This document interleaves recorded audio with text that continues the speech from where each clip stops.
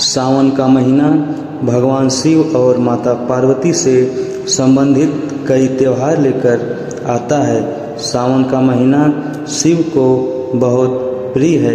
इसी महीने माता पार्वती से संबंधित हरियाली दी जाती है और उनके प्रिय नाग से संबंधित नाग पंचमी का पर्व और बिहार में मनाए जाने वाला मधु अस्त्रावणी पर्व भी, जिसे सौभाग्य कारक मनाया गया है।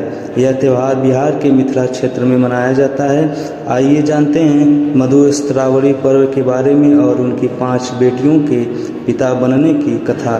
सावन मास में ही भगवान शिव ने माता पार्वती की तपस्या से प्रसन्न होकर पत्नी रूप में स्वीकार किया था। आपने भगवान शिव के पुत्र कार्तिकेय और गणेश के बारे में तो जानते ही होंगे, लेकिन इनके अलावा इनकी 5 और बेटियां थीं जिनके बारे में बहुत कम लोगों को जानकारी है।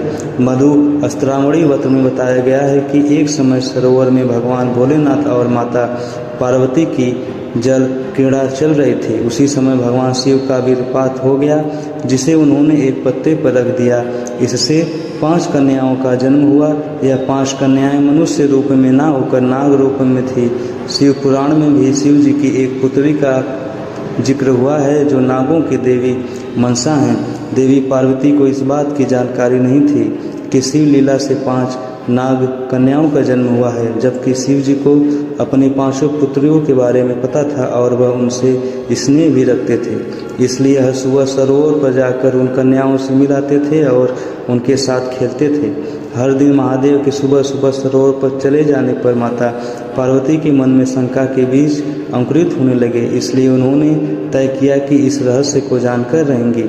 एक दिन भगवान शिव जब सरोवर के लिए निकले तब माता पार्वती भी उनके पीछे पीछे सरोवर पहुंच गई। सरोवर पर उन नाग कन्याओं के साथ महादेव को पिता की तरह मिलते और खेलते देखा तो माता पार्वती को क्रोध आ गया। क्रोध में माता ने नाग कन्याओं को मारने के लिए पैर उठाया तो भोलेनाथ ने उनको बताया कि ये सभी आपकी बेटी हैं। माता पार्वती भगवान शिव की ओर आश्चर्यचकित होकर देखने लगी। फिर भगवान शिव ने उनको नाग कन्याओं के जन्म की कथा सुनाई। इसके बाद माता पार्वती जोर जोर से हंसने लगी। इन नाग कन्याओं का नाम जया, विषहर, शामिलवारी देव और दोतली है।